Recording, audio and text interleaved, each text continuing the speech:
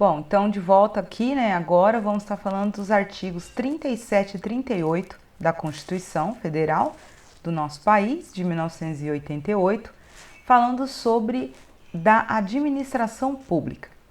Bom, logo no início do artigo 37, a Constituição já vem falando sobre os princípios que a administração pública precisa cumprir.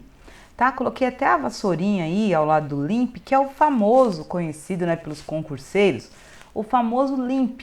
O LIMP é as iniciais, né, das palavras, os princípios colocados pela Constituição para a administração pública. Que princípios são esses, né? A legalidade, a impessoalidade, a moralidade, a publicidade e a eficiência. Essa questão, ela é muito conhecida já, alvo de muitas questões de prova de concurso. E como assim as bancas já sabem que os concurseiros, em sua maioria, já memorizam, né, a questão do LIMP, eles estão fazendo o quê? Colocando que, conforme o artigo 37, são princípios da administração pública. Então, eles misturam. Eles não colocam mais na sequência, né, porque aí confunde um pouco a cabeça do candidato na hora de montar ali o LIMP. Né, que fala, nossa, mas aí olha só, começa com moralidade, depois publicidade, depois eficiência. O importante não é a ordem, não precisa estar em ordem, tá? Mas precisa que você tenha, se a questão te pede sobre os princípios da administração pública baseados no artigo 37 da Constituição, precisa que você identifique quais são esses princípios. Então lembre-se da palavra aí, ó, LIMP, né? Lembre-se que o LIMP, né, é até uma simbologia aí porque precisa acontecer muito na administração pública, né? A limpeza mesmo, né? Realmente acontecer aí os princípios da administração pública do LIMP, a legalidade dos atos administrativos, a impessoalidade, que as pessoas não fiquem fazendo achando que elas que estão fazendo, que é para elas se promoverem, a questão da moralidade, né? Que realmente os atos precisam ser dentro da moral, dentro da ética da administração pública, a publicidade, que fala sobre que as informações precisam ser divulgadas, precisam chegar ao cidadão, mas não podem, por outro lado, promover nenhum partido, nenhuma pessoa, nenhum político, nenhum servidor. E a questão da eficiência, né? Tão comentada na administração pública, que as pessoas às vezes falam assim, ah, servidor público não trabalha, né? Eu quero ser servidor público porque eu vou ganhar bem e eu não vou trabalhar. Não é bem assim, né? O que acontece? O servidor público trabalha e trabalha muito, dependendo ainda do setor, da instituição em que ele trabalha, você que está aí fazendo concurso, né, que daqui a pouco vai ser um servidor público, se Deus quiser, né, com muito esforço, com muita dedicação, sempre continuando. E é assim, pessoal, de repente você está fazendo esse concurso agora, né, seu edital está aberto, você não conseguir passar, não desiste, continue estudando, faça o próximo, né, o William Douglas, né, é muito conhecido em questões de concursos públicos, ele fala muito que isso a respeito do que a fila anda, né? A fila anda, quer dizer, se de repente você está lá no final da fila, a fila vai andando, os outros vão entrando, daqui a pouco você entra também e vai ser aí um servidor da administração pública e precisa cumprir esses princípios. Porque os princípios da administração pública, como que eles vão ser cumpridos? Através do servidor, através do desempenho do trabalho do servidor. E o servidor, dentro das suas atribuições, ele precisa exercer estes princípios. Lembre de novo, LIMP, legalidade, impessoalidade, moralidade, publicidade e eficiência. Olha, pessoal, na hora da prova, eles costumam trocar alguma dessas palavrinhas para confundir a cabeça do candidato. Faz assim, guarda aí esse esquema do LIMP, chegar na hora da sua prova, já pega lá no finalzinho da prova, já escreve LIMP, coloca o que representa cada um dos princípios e deixa anotadinho. Se tiver alguma questão em cima, você já olha lá, já vai ter uma referência. Se não, pelo menos ali você já anotou, né? E se tiver alguma questão, você já tem uma base, tá? Bom, falando a respeito no artigo 37 também, ele vem falando a respeito do que é cargo, emprego e função pública, tá? Os cargos, pessoal, os empregos, a função pública, os cargos são acessíveis aos brasileiros e estrangeiros na forma da lei. Lembra que eu falei no vídeo anterior que no caso de estrangeiros tem que ser autorizado por uma legislação específica. No caso da educação, as universidades, elas têm autorização de contratar estrangeiros para serem professores, cientistas ou técnicos de uma área específica, tá? Nos demais áreas, se não houver uma regulamentação, esses estrangeiros não podem assumir cargos públicos, tá bom? A investidura num cargo público, ela acontece simplesmente apenas por meio de aprovação em concurso público. Esse concurso público, ele necessariamente precisa ter provas. Ele pode ser de provas e títulos. Existem também concursos específicos que existe uma prova prática, prova didática, prova prática, prova de aptidão física, depende do cargo, a função que você quer ocupar aí como servidor público, tá? Mas é obrigatório a fase das provas. Não pode, por exemplo, ter um concurso público que o concurso seja apenas de títulos ou de aptidão física ou de prova didática. Tá? Precisa acontecer a primeira etapa das provas, tá bom? Cargo em comissão. Cargo em comissão, ele é um cargo livre de nomeação e de exoneração. A nomeação é aquilo que acontece, que vai acontecer com você, né? Na hora que você for aprovado no seu concurso público, você vai estar lá dentro do número de aprovados, do número de vagas, e aí você vai ser nomeado. Vai sair uma publicação no Diário Oficial, nomeando você para o cargo específico que você fez o concurso. E a exoneração, se você sair da função, né, também aparece no Diário Oficial uma publicação dizendo que você está desligado daquele cargo que você estava. Só que para a nomeação e, consequentemente, a exoneração, a pessoa, ocupante do cargo, ele precisa ter passado antes num concurso público, tá? Cargos em comissão, eles não precisam de prévia aprovação em concurso público. Quer dizer, eu posso assumir um cargo de chefia numa instituição pública e ter um número específico de assessores que eu posso contratar para trabalhar comigo por um tempo indeterminado, que eu posso chamar quem eu quiser, claro, desde que não sejam familiares, tem todas aquelas coisas, nepotismo e tal. Mas eu posso chamar pessoas da minha confiança e durante o tempo em que eles estiverem assumindo o cargo em comissão, ele recebe por aquele cargo, mas ele pode ser dispensado e nomeado a qualquer momento, sem precisar de concurso público, tá bom? O concurso público, pessoal, ele tem sempre a validade de até 2 anos, com igual prazo de prorrogação. Isso aqui é importante você se lembrar que não é que o concurso público ele tem que ter necessariamente 2 anos. Olha só, pessoal, cuidado. Tem muita gente que se enrosca nisso aí na hora da prova. O concurso público ele pode ter validade de 1 ano. Ele pode ter validade de 6 meses se a instituição quiser fazer. É claro que uma validade de 6 meses é difícil de uma instituição colocar. No mínimo, eles vão colocar lá 1 ano. Mas o que acontece? Se o concurso tiver 1 ano, ele pode ser prorrogado por quanto tempo? Por 2 anos? Não.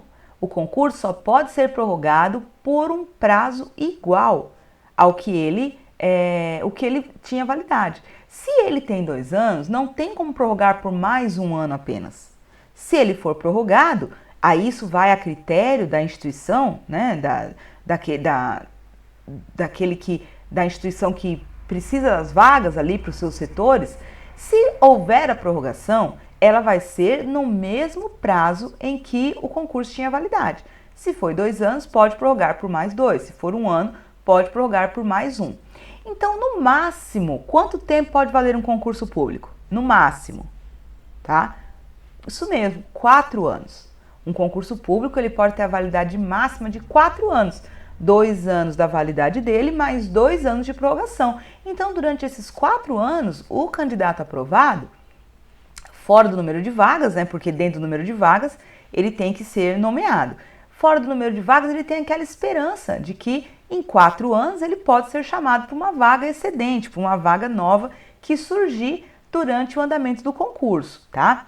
Aí você tem que olhar, para você saber qual a validade do concurso do seu edital, você precisa olhar lá no início do edital, onde está falando sobre o concurso, já fala a validade do concurso, 1 ano, 2 anos, tá?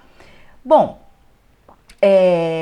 lembrando que dentro desse artigo também fala a respeito da questão da convocação do concurso público, tá? Se houver candidatos aprovados em um concurso que está no período improrrogável, o que é o período improrrogável de um concurso? Por exemplo, o concurso tinha validade de 1 ano, aí ele foi prorrogado por mais um. Quando estiver lá com 1 ano e meio do concurso, quer dizer, 1 ano de validade, foi prorrogado por mais 1 ano, e está acontecendo aí há 1 ano e meio, tá?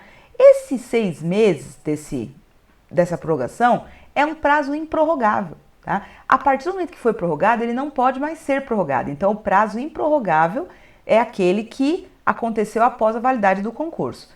Não pode ser, se houver um novo concurso, não pode ser nomeado ninguém do novo concurso se ainda houver candidatos para aquela vaga específica aprovados no concurso que ainda está válido, tá? Da 8.112, nós vamos ter uma aula falando também sobre a Lei 8.112, que estabelece aí critérios, né? É o Estatuto do Servidor Público, que fala que a administração pública nem deve abrir um novo concurso enquanto ainda houver um edital válido, né? Mesmo que esteja no seu prazo improrrogável, tá? Qual a diferença então de função de confiança e cargo em comissão? Bom, eu já dei uma explicada a respeito da questão do cargo em comissão, que o cargo em comissão é aquele livre, não precisa de passar no concurso público, a qualquer momento você pode ser nomeado e a qualquer momento você pode ser exonerado, certo? Já a função de confiança, ela só pode ser ocupada por um servidor público efetivo. Então, para assumir uma função de confiança, e essas funções, elas são sempre de quê? De direção, chefia e assessoramento. Para assumir uma função, né, de confiança, é necessário que seja um servidor. Precisará ter passado o estágio probatório? Não, ele pode estar ainda no estágio probatório. Ele precisa apenas ter sido nomeado, tomado posse e entrado em exercício. A partir do momento que ele passa a ser um servidor efetivo já em exercício, ele pode ser a qualquer momento nomeado para um cargo de chefia, de assessoramento e de direção. Tá? Aí, durante o período em que ele estiver nessa função, ele recebe, né, uma gratificação, dependendo do cargo que ele está assumindo, ele recebe uma gratificação e aí ele pode também sair. Da mesma forma que ele foi nomeado para aquela função, ele pode ser exonerado dela a qualquer momento. Tá? Bom, para o servidor público, pessoal, aí também fala nos artigos 37 e 38, que é livre a associação sindical para o servidor público. O servidor público tem direito à greve, tá?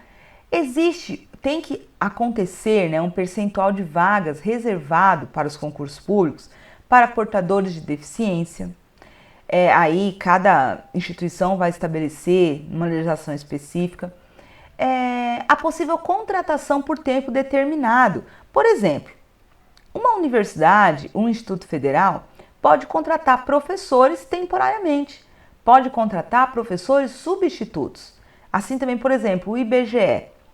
O IBGE, nas épocas do censo mesmo, eles contratam várias pessoas que se tornam servidores durante aquele tempo, mas eles são com um contrato por prazo determinado. Então, enquanto ele está, né, ali contratado, ele também fez um concurso público. Lembre-se aí, pessoal, tem um detalhe também. Mesmo para as contratações por tempo determinado, existe também a questão do concurso público, tá? A pessoa faz o concurso público, é aprovada naquele edital que está ali pedindo no IBGE, igual eu falei, ou um professor substituto numa universidade federal. Então, ele fica por aquele tempo determinado enquanto ele está, né, ali naquele contrato. Ele tem todos os vínculos de um servidor público, só que infelizmente acabando o prazo ele se desliga e ele não pode depois fazer um outro concurso como servidor temporário nos próximos 2 anos, tá? Bom, falei já que a função de confiança e o cargo em comissão, eles são apenas para cargos de direção, chefia e assessoramento, tá? Também fala nesses artigos 37 e 38, que fala sobre a questão dos cargos, empregos e função pública, que existe um teto de remuneração e subsídio dos servidores. Quem é aquele cargo que pode ganhar mais na administração pública no Brasil? São os ministros do Supremo Tribunal Federal, tá? O inciso 10 e o 11 do artigo 37 vão falar sobre isso. E aqui está de uma forma, claro que não te isenta de estar lendo ali, né? Mas aqui tá, eu coloquei de uma forma mais explicativa para que você possa fazer essa relação. Então existe um teto nacional de remuneração, que é o que? O salário do ministro do Supremo Tribunal Federal. Hoje está em torno aí de 30 e poucos mil reais, né? O teto do ministro do Supremo Tribunal Federal. No município existe um teto, que é o que? O subsídio, o pagamento do prefeito. Então, no município, nenhum servidor público pode ganhar mais do que o prefeito, tá? Nos estados e também entrando com o Distrito Federal, existe aí a questão dos três poderes: o executivo, o legislativo e o judiciário. Para cada um desses poderes existe um teto específico, tá? Para o poder executivo, o teto do subsídio da remuneração máxima é do governador do estado. No legislativo, no poder legislativo, o subsídio dos deputados estaduais. No poder judiciário, é o subsídio do desembargador da justiça. E detalhe, o desembargador da justiça, ele tem um limite de remuneração de até 90,25% do subsídio do ministro do Supremo Tribunal Federal. Você pode dizer, nossa, mas que confusão, né? Guarde assim, quem ganha mais no país como servidor público? Os ministros do STF. Dentro do município, quem ganha mais? O prefeito. No governo executivo do estado, o governador. No legislativo, os deputados. E no poder judiciário, o desembargador da justiça. Só que ele também tem, né, um teto. E qual é esse teto? Ele não pode ganhar com o ministro do STF. Então a legislação colocou um limite que o salário do desembargador da justiça, ele pode chegar até 90,25% do subsídio do ministro do STF. E também a legislação, a Constituição coloca que os maiores vencimentos serão do Poder Executivo, tá? E também coloca que não pode ficar tendo comparação, querendo equilibrar o que é de um poder com o outro, mas coloca que o Poder Executivo terá aí os seus maiores vencimentos. Qual a possibilidade de acúmulos de cargos públicos efetivos? Bom, é interessante que a Constituição já vem colocando assim: é vedado o acúmulo de cargos públicos, exceto, então eu já vou falar para você quais são as possibilidades, porque na verdade existem possibilidades, né? Nós temos aqui 3 possibilidades que você pode acumular no cargo público. Como? Se você tiver 2 cargos de professor, ou 1 cargo de professor e 1 de técnico ou científico, ou então 2 cargos de emprego privativo de profissionais da saúde com profissões regulamentadas. Então, por exemplo, um médico ele pode ter 2 empregos diferentes, né? Em clínicas particulares, em hospitais, né? O professor ele pode trabalhar em 2 instituições desde que a carga horária seja compatível, com no máximo aí 60 horas diárias, né? Um técnico administrativo de uma função pública, ele pode desempenhar um cargo técnico ou científico numa instituição e um cargo de professor em outra, ou até mesmo na mesma instituição, desde que tenha compatibilidade de horários, né? Desde que ele consiga aí desenvolver esse horário, né? Essa carga horária de trabalho dentro de no máximo aí 40 horas em um e 20 horas no outro, ou 20 horas em cada um, tá bom? Então, grave bem essas possibilidades de acúmulos de cargos que a Constituição estabelece. Bom, no decorrer desses artigos 37 e 38, falando a respeito da administração pública, da função pública, dos cargos, né? Fala também a respeito da questão das licitações. Bom, a lei das licitações, a lei chamada, é uma lei com isso aí, o número dela é 8666, você precisa ver se está no edital do teu concurso, tá? Porque dependendo do concurso, eles pedem para ler sim a lei de licitação. O que nós precisamos saber agora? Né? Nós não vamos estar estudando a lei de licitação, mas o que nós precisamos saber que a Constituição estabelece? Que no serviço público, obras, serviços, compras e alienações serão sempre mediante processo de licitação pública, que assegura a igualdade de condição entre os concorrentes. Pessoal, cuidado, Porque quando você estiver lendo a lei da licitação, existe uma modalidade de licitação que chama concurso, mas não é exatamente o concurso público para assumir um cargo público, tá bom? É em questão de concorrência, de algumas coisas que vai ser escolhida pela licitação. E aí, o que acontece? Muitas bancas costumam colocar aqui, ó, nesse item tá aí, as obras, serviços, as compras e as alienações, coloca também o concurso. Mas não, pessoal, tem que gravar isso aqui, ó, obra, serviço, compras e alienações serão mediante contrato de licitação pública, tá? É lógico, depois você estudando sobre as licitações, existe dispensa de licitação, existem modalidades diferentes de licitação, mas agora o alvo aqui não são as modalidades nem as dispensas de licitação, tá? Mas sim em que situações deve acontecer as licitações no serviço público, tá? Para obra, serviço, compras e alienações. Para contratar pessoas é meio de concurso público ou em cargos de comissão em que é livre nomeação e livre exoneração. Um inciso interessante também desses artigos é que quando fala a respeito da publicidade, tá? Lembra lá dos princípios do LIMP, né? A legalidade, né? A impessoalidade, a moralidade, a publicidade e a eficiência. A publicidade.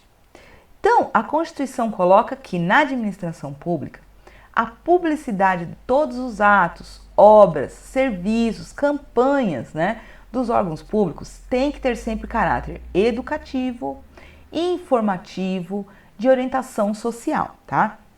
Só, pessoal, que nessa publicação, nessa publicidade dos atos, né, executados, não pode de forma nenhuma constar nomes, imagens, símbolos que possam caracterizar uma promoção pessoal ou de algum setor ou de algum partido. Quer dizer, eu como servidor público, eu não posso fazer algo pela sociedade usando, né, de verbas do governo público, usando de recursos da administração pública e querer me promover, tá, a respeito disso.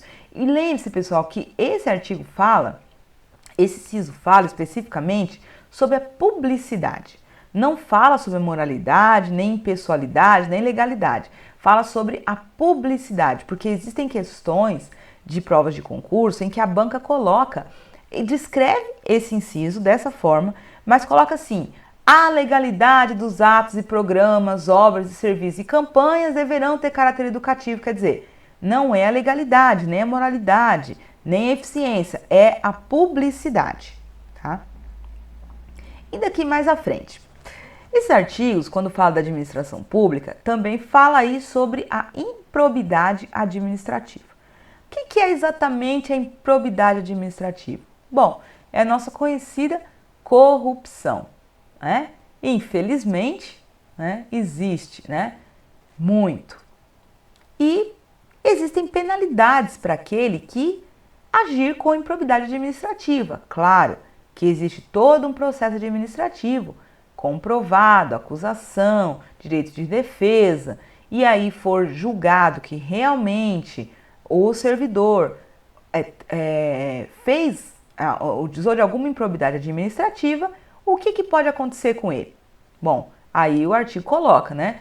Importarão a suspensão dos direitos políticos, a perda da função pública, a indisponibilidade dos bens, o ressarcimento ao erário e na forma e gradação previstas em lei, sem prejuízo da ação penal cabível. Quer dizer, vai ter uma pena, vai cumprir uma pena, dependendo do que for julgado, dependendo do dano, né? O que é ressarcimento ao erário?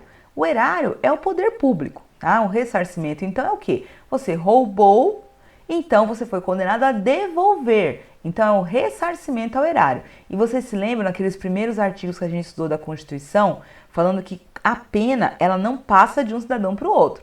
Mas quando se fala em respeito de restituir, de ressarcir o dano, passa para os seus descendentes. Então, o ressarcimento ao erário, ele pode não ficar simplesmente no servidor, né, que fez o crime, mas sim, mesmo que ele falecer, isso continua para que a família possa estar fazendo esse ressarcimento.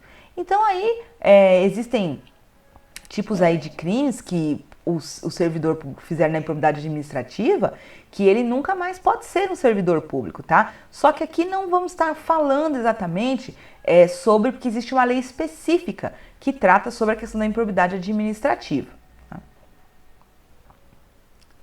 Bom, sobre a questão de aposentadoria, esses artigos 37 e 38 também vão falar rapidamente, ali depois nos próximos artigos, vai estar mais explicado. Tá?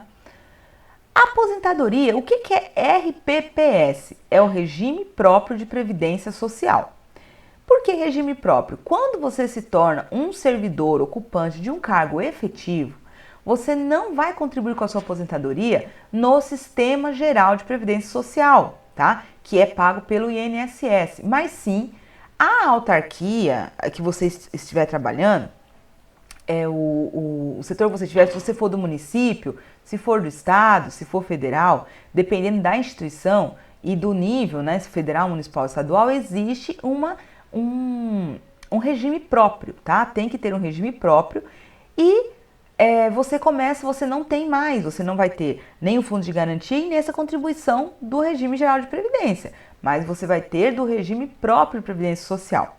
Mas aí a pergunta é, pode acumular a aposentadoria do regime próprio de previdência social mais a remuneração? Por exemplo, eu posso ser aposentado como servidor público e receber em outro cargo como servidor público? Pode, pessoal. Como que pode? Nos casos de cargos acumuláveis, lembra? 2 de professor, 1 de técnico de professor ou cientista, né? Ou os 2 lá na saúde. Então, o que acontece? Se você tiver também um cargo eletivo, o que é um cargo eletivo? É quando você é eleito a algum cargo, tá? Deputado, vereador, prefeito, senador, não importa. Você pode ser aposentado como servidor público e assumir um cargo eletivo e receber a sua aposentadoria de servidor público mais o seu pagamento ali, o seu subsídio como o cargo que você foi eleito. E também na questão de cargo em comissão. Também, lembra, o cargo em comissão de livre nomeação, livre exoneração, pode ser chamado a qualquer momento, não precisa de concurso público. Então, de repente, você já é aposentado como servidor público e você é uma pessoa que tem muito a oferecer ainda, né? E aí alguém toma um cargo de gestão e fala assim, olha, eu quero te indicar para ser o meu assessor. Então, durante o período que você estiver como assessor daquele servidor público, você vai receber o seu subsídio, né? O seu pagamento, a sua remuneração do cargo em comissão e também da aposentadoria. Então, algumas pessoas falam assim, mas olha só, eu já vi servidor público que é aposentado e ele não era de 2 de professor, nem 2 de técnico, ele tinha um outro cargo aposentado e ele é servidor público. Pessoal, se a pessoa é aposentada pelo regime privado, né, se era uma instituição privada, pelo regime geral de previdência social, ele pode sim acumular com a remuneração do cargo público. Aqui a gente está falando que não pode acumular 2 aposentadorias quando elas são do mesmo sistema, tá? Como servidor público. Agora, se era privado, recebia pelo INSS, né? E aí depois você fez um cargo público, às vezes se aposentou novo, se aposentou jovem ainda, na instituição privada. Aí você resolve fazer um concurso público. É aprovado, tá? Tem menos de 70 anos, menos de 60 anos está aí aposentado já. E você recebe a aposentadoria privada e você pode sim receber a remuneração do cargo público. Mas lembre-se que se for do regime próprio, né, da Previdência Social como servidor público, as únicas possibilidades de acumular uma aposentadoria com uma remuneração de cargo são em casos de cargos acumuláveis, em cargos eletivos ou em cargos em comissão. Sobre o mandato eletivo, tá? No artigo 38. O que o artigo 38 da Constituição fala sobre o servidor em mandato eletivo? Como eu acabei de falar com vocês, o mandato eletivo é quando você assume, né? Você é eleito a um cargo de prefeito, de vereador, eleito pelo povo para representá-lo, né? Durante o período aí de mandato, 4 anos, dependendo do cargo que você assumir. O mandato eletivo federal, estadual ou distrital, governador, deputado, senador, o que acontece? O servidor público ele vai ficar afastado do seu cargo, emprego ou função. e vai receber apenas a remuneração do cargo eletivo. Tá? Se ele foi eleito para deputado federal, é um servidor público efetivo, durante o seu mandato, ele afasta do seu cargo, não recebe pelo seu cargo como servidor público e recebe apenas como o mandato dele de deputado. Se ele for eleito para prefeito, no caso do mandato para prefeito, o servidor público ele vai ficar afastado do seu cargo, mas ele vai poder optar se ele quer receber o subsídio do prefeito ou se ele quer receber o subsídio do cargo dele, de servidor público, tá? Ele tem que fazer uma opção. Ele fica afastado, mas ele pode fazer a opção. No cargo lá dos deputados, senadores, governadores, eles não podem fazer opção. Já é só mesmo o do mandato que ele recebe durante o período que ele estiver no cargo. Se for um mandato de vereador, havendo compatibilidade de horários, quer dizer, se ele conseguir cumprir a sua carga horária como servidor público, seja a carga horária de 20, de 30 ou de 40 horas, e ele conseguir ainda manter as suas atribuições como vereador, ele pode acumular os dois e ele pode receber as duas remunerações. Caso não haja compatibilidade de horários, vamos supor, de repente a pessoa já é aí 20 horas como professor, 40 horas de técnico, os dois cargos de função pública, e aí ele ainda assume o cargo de vereador. Bom, ele não vai conseguir, né, manter todas essas funções. Então ele vai escolher, ele vai escolher a remuneração que ele quer ganhar para ficar afastado como vereador durante o período do mandato dele. Durante o afastamento do servidor público para cumprir o mandato eletivo, esse tempo ele é contado, tá? Para aposentadoria, para todos os efeitos legais, exceto para promoção por merecimento. É isso que o artigo 38 coloca, que enquanto você estiver ali afastado para cumprir um mandato eletivo, você não vai estar no seu cargo, vai estar afastado, né, no caso de prefeito ou do mandato eletivo, mas esse tempo ele é contado principalmente para critérios de aposentadoria. Bom, falando agora sobre a questão da aposentadoria, o artigo 40 coloca para nós aí 3 possibilidades que o servidor público pode se aposentar: por invalidez, compulsoriamente ou voluntariamente. 3 modalidades de aposentadoria para o servidor público: invalidez, compulsória ou voluntária. Os proventos da aposentadoria ou da pensão, quer dizer, o que o servidor vai receber, né, aposentado, eles podem ter valor integral ou proporcional, tá? Aí nós vamos ver agora os casos em que pelo tempo de contribuição, pela idade, pela situação da aposentadoria, se o servidor vai receber integral ou proporcional.